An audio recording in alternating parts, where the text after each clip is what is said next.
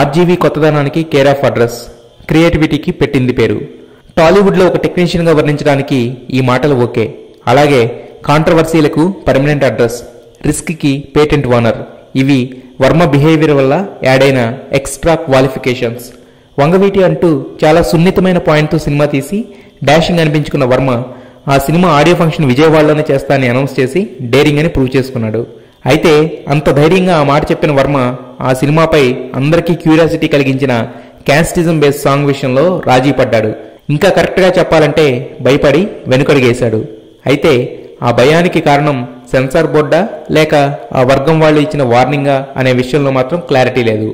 ఎందుకంటే తన వంగవీటి సినిమాలోని కమ్మ కమ్మ అంటూ మొదలయ్యే ఆ సాంగ్ను సినిమా నుండి ఎడిట్ చేశారు.